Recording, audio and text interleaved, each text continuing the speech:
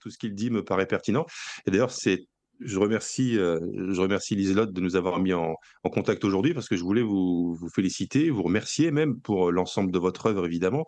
L'une des vertus que je vous trouve, c'est celle du courage et j'en veux pour preuve, alors déjà l'attitude que vous aviez eue pendant la crise du covid qui a été vraiment un moment très révélateur sur les lâchetés des uns et les courages des autres.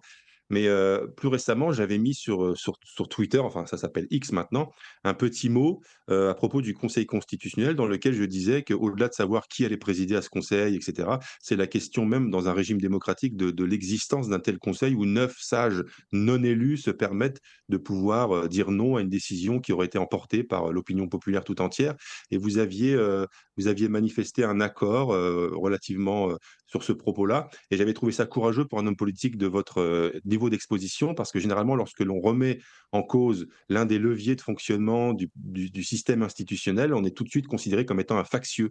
Si vous avez un propos qui n'est pas un propos d'apologie sur le Conseil constitutionnel ou sur les journalistes ou et cetera, on vous traite de factieux, de fasciste par définition puisque vous voulez remettre en cause les institutions et cetera. Donc j'avais trouvé courageux qu'un homme politique de votre niveau d'exposition et de votre niveau d'engagement, relaie un propos qui était, assez, contestataire à propos du principe même de l'existence d'un conseil du type de conseil constitutionnel, dont je disais que dans un régime qui se prétend démocratique, où la décision finale est emportée par le choix du peuple, il ne peut pas y avoir au-dessus du choix du peuple 9 personnes non élues qui décident si oui ou non le peuple a eu raison de choisir ce qu'il a choisi. Donc soit on continue de se dire une démocratie, mais dans ce cas-là, le Conseil constitutionnel, dans son fonctionnement actuel, ne peut plus perdurer, soit on le laisse perdurer, mais on admet que nous ne sommes plus une démocratie. Voilà, c'était un petit mot. Et si je voulais encore terminer, parce qu'après je pense que je n'aurai plus la parole, si Liselotte m'y autorise, faire une toute petite incise qui va vraiment être une incise de boutiquier, simplement pour terminer en disant Allez-y. à nos auditeurs que je me suis permis là récemment de commettre un roman qui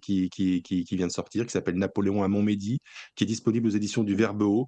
Alors les gens qui veulent le trouver, taperont Napoléon à Montmédy ou alors viendront sur mes réseaux sociaux, Jonathan Sturel sur Twitter, me trouveront sans problème et ils auront ensuite tous les liens disponibles pour, se renseigner sur ce livre qui est un roman que de que je leur souhaite de trouver bien. Voilà, c'était vraiment désolé, ça fait très boutiquier pour terminer, je Non, vous m'en Mais il faites excuse faut, bien. vraiment. On sert mais à vous ça faites bien parce aussi. que si vous le faites pas vous, personne vous le fera. Voilà, exactement.